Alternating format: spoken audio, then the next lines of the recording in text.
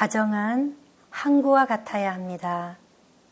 거친 파도와 싸우면서 항해하고 돌아온 배를 있는 모습 그대로 항구는 맞이합니다.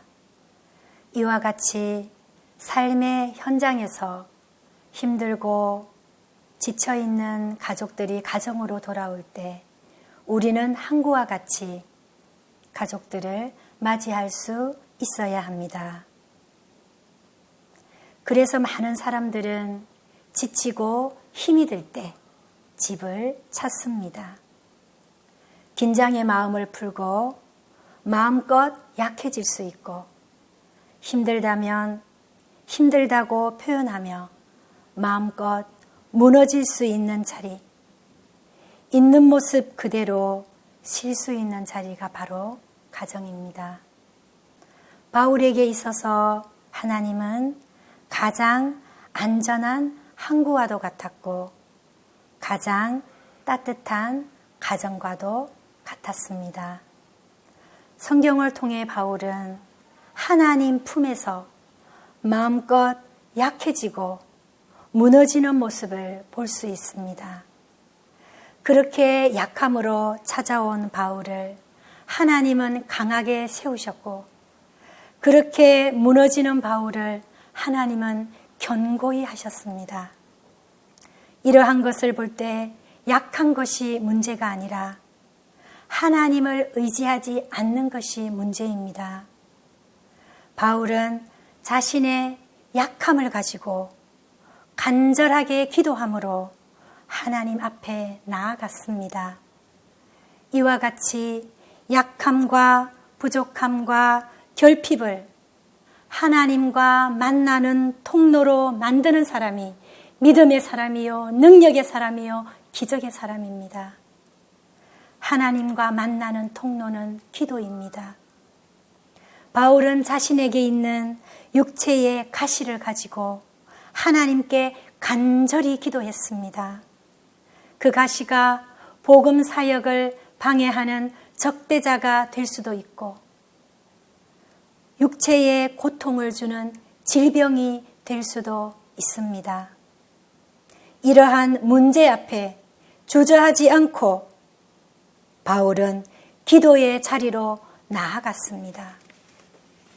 문제를 가지고 간절히 기도한 바울에게 문제가 은혜로 바뀌는 역사가 일어났습니다. 고린도후서 12장 9절에 내 은혜가 내게 족하도다. 이는 내 능력이 약한 데서 온전하여 짐이라. 문제가 은혜로 바뀌고 또한 이 약함을 통해 하나님의 능력을 경험하는 놀라운 일이 일어났습니다. 우리에게도 육체의 가시가 있을 수 있습니다. 이것이 은혜로 바뀌고 하나님의 능력이 머무는 자리가 되기 위해서는 이 약함을 가지고 하나님 앞에 간절히 기도해야 합니다. 사람에게는 각자가 이겨내야 할 삶의 무게가 있습니다. 이것으로 인해 때로는 힘들고 어렵기도 하겠지만 오히려 이 무게를 통해서 겸손하게 바른 방향을 잡고 나아갈 수 있는 것입니다. 바울은 이 육체의 가시를 자만하지 않게 하려는 하나님의 방법으로 받아들였습니다. 이러한 바울의 긍정적인 믿음의 생각 속에는 로마서 8장 28절 말씀과 같이 우리가 알거니와 하나님을 사랑하는 자, 그 뜻대로 부르심을 입은 자들에게는 모든 것이 합력하여 선을 이루느니라. 이 말씀을 바울은 신뢰했습니다.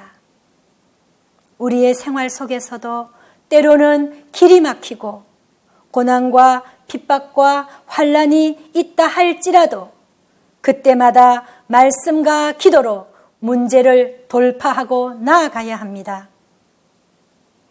힘들고 어려울수록 생명의 말씀을, 하나님 말씀을 더 힘있게 붙잡아야 합니다. 하나님께서는 말씀하셨습니다. 하나님께서 지으신 모든 것이 선함에 감사함으로 받으면 버릴 것이 없다고 말씀하셨습니다.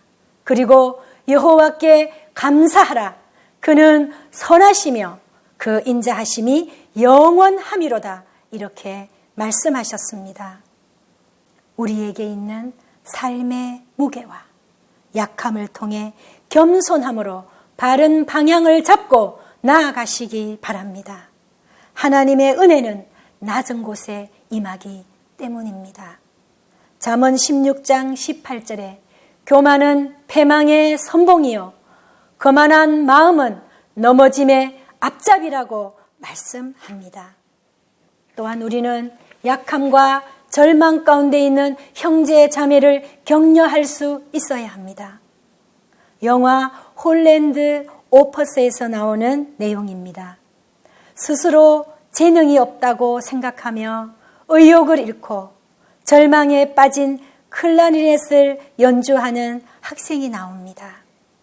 이 학생을 교육하는 홀랜드라는 선생님과 학생과의 대화는 참으로 우리에게 의미 있게 다가옵니다.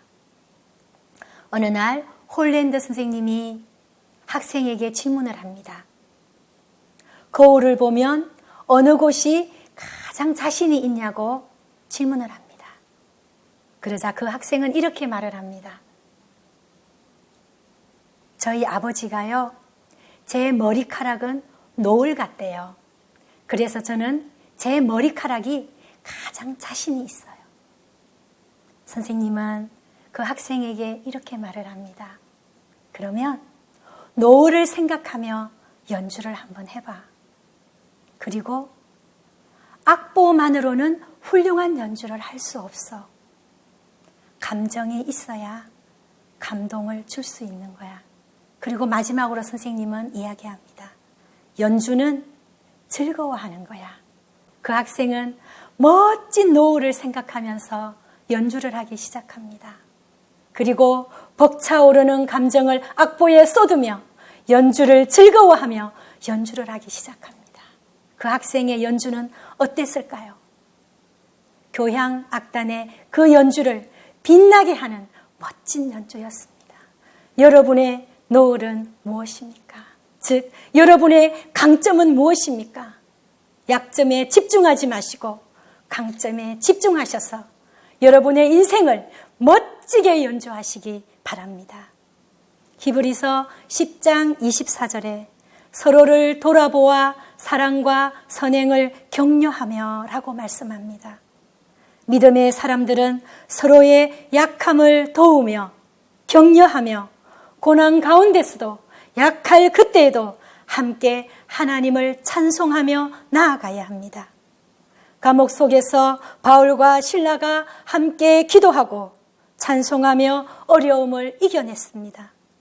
이렇게 연합하여 하나님을 찬송하고 기도하였더니 채워진 착고가 풀어지고 옥터가 흔들리며 옥문이 열려지는 역사가 일어났습니다. 이와 같이 삶의 무게에 지쳐 쓰러질 때, 그때가 찬송할 때요, 그때가 기도할 때입니다. 고난을 통해 하나님께서는 우리에게 분명히 가르쳐 주시고자 하는 것이 있습니다. 하나님은 그의 백성을 반짝반짝 빛나는 보석으로 만들기를 원하십니다. 때로는 우리가 힘들어하는 고난과 아픔과 슬픔과 공고와 박해가 우리를 빛나는 보석으로 만들게 하는 역할을 하기도 합니다. 육체의 가시를 가진 그 고난 가운데 바울과 같이 기도의 자리로 나아가 하나님께 간절히 마음을 쏟으며 기도하는 자가 보석과 같은 사람입니다. 바울은 자신의 아픔만 하나님께 아뢰는 자가 아니었습니다. 그보다 더 깊이 하나님께서 자신에게 말씀하시고자 하는 그 하나님의 말씀, 그 하나님의 음성을 들을 수 있는 성숙한 기도의 사람이었습니다. 내 은혜가 내게 족하도다. 라는 이 하나님의 응답은 사실 바울이 기대했던 그런 응답이 아니었습니다. 그렇지만 바울은 자신의 뜻과는 반대되는 하나님의 응답을 받고 도리어 크게 기뻐하는 모습을 볼 수 있습니다. 그리고 자신의 약한 것들에 대해서 자랑하리라고 하는 고백을 합니다. 진정한 응답은 자신의 기도한 대로 이루어지는 것만이 응답이 아니라 하나님의 뜻이 이루어지는 것이 진정한 응답임을 우리는 말씀을 통해서 분명히 알 수 있습니다. 예수님께서도 땀이 땅에 떨어지는 핏방울같이 간절히 기도했던 겟세마네의 기도가 있었습니다. 모든 사람의 죄를 대신 지고 가야 하는 십자가의 사명 앞에서 몸부림치며 이렇게 기도하셨습니다. 내 마음이 심히 고민하여 죽게 되었다고 하셨습니다. 그리고 아빠 아버지여, 아버지는 모든 것이 가능하오니 이 잔을 내게서 옮기시옵소서. 그러나 나의 원대로 마시옵고 아버지의 뜻대로 되기를 원하나이다. 이렇게 기도하셨습니다. 그러므로 진정한 기도 응답은 고난이 제거되는 것만이 응답이 아니라 하나님의 뜻이 이루어지는 것이 진정한 응답이라는 것입니다. 그러므로 성숙한 기도는 자신에게 말씀하시는 하나님의 음성을 듣는 것입니다. 그렇게 하려면 하나님의 곁에 머무는 시간이 있어야 합니다. 예수님께서도 한적한 곳을 찾아서 기도하셨고 새벽 미명에 기도하셨고 습관을 쫓아 예수님은 기도하셨습니다. 즉 기도는 예수님의 생활이었습니다. 그리고 언제나 하나님 곁에 머물면서 교제하면서 하나님과 동행하는 삶을 예수님은 사셨습니다. 우리는 기도할 때 하나님께 구하는 기도도 필요합니다. 그렇지만 더 중요한 것은 하나님께서 나에게 원하시는 것이 무엇인지 하나님께 여쭙는 기도가 우리에게는 꼭 필요하다는 것입니다. 그러므로 기도는 입으로 하지만 귀를 통해서 끊임없이 말씀하시는 하나님의 음성을 듣는 것이 더 중요한 것입니다. 기도는 듣는 데서부터 시작됩니다. 지혜 또한 듣는 마음에서부터 시작됩니다. 하나님은 우리가 원하는 방법대로 응답하지 아니하시고 하나님께서 원하시는 방법대로 응답하십니다. 그렇지만 분명한 사실은 하나님의 뜻과 우리의 뜻이 우리의 기도가 일치할 때에 하나님께서는 놀라운 기도 응답을 체험하게 하십니다. 그러므로 자신이 바라는 것을 위해서 몸부림치며 기도하는 것보다 하나님께서 원하시는 뜻을 구하는 자가 지혜로운 자입니다. 로마서 12장 2절에 너희는 이 세대를 본받지 말고 마음을 새롭게 함으로 변화를 받아 하나님의 선하시고 기뻐하시고 온전한 뜻이 무엇인지 분별하도록 하라. 이렇게 말씀합니다. 하나님의 뜻을 구하며 순종할 때 그것이 우리의 피할 바위가 되고 방패가 되고 요새가 되고 산성이 된다는 것입니다. 자신에게 집착하고 세상에 집착하면 하나님의 음성을 들을 수가 없습니다.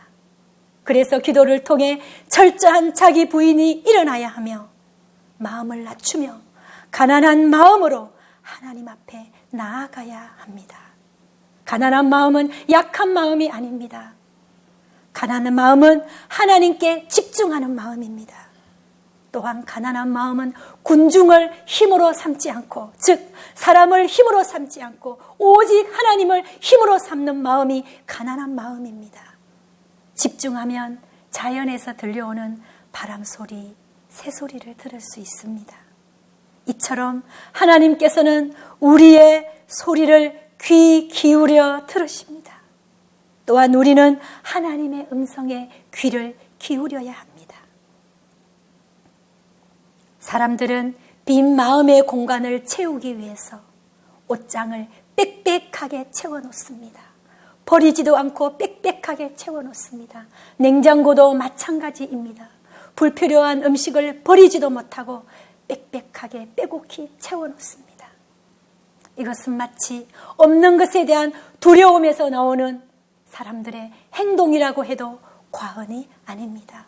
우리는 옷장을 정리하듯이, 그리고 냉장고를 정리하듯이 우리의 마음을 정리하여서 우리의 마음에 빈 공간을 만들어서 하나님께서 내 안에 채워질 수 있도록, 하나님께서 말씀하실 수 있도록 하나님의 음성을 들을 수 있는 빈 공간을 우리의 마음의 자리에 마련해야 합니다. 야고보서 1장 15절에 욕심이 잉태한 적 죄를 낳고 죄가 장성한 적 사망을 낳는다고 말씀하셨고, 골로새서 3장 5절에는 탐심은 우상 숭배라고 말씀합니다. 하나님만이 우리의 만족이 되시며 모든 능력의 원천이 되십니다. 이러한 영적 비밀을 가진 바울은 자신이 그리스도를 위하여 약한 것들과 능욕과 궁핍과 박해와 공고를 기뻐한다는 놀라운 고백을 합니다. 이러한 사람이 바로 세상이 감당치 못하는 믿음의 사람입니다. 그러므로 약점에 붙들려서, 약함에 붙들려서 낙심하지 말아야 합니다. 세상은 약한 자를 억누르고 무시하지만은 하나님은 약하기 때문에 저와 여러분을 사랑한다는 것을 잊지 마시기 바랍니다. 우리는 연약하여 날마다 넘어지지만 예수님의 이름으로 메마른 땅을 딛고 일어날 수 있는 것입니다.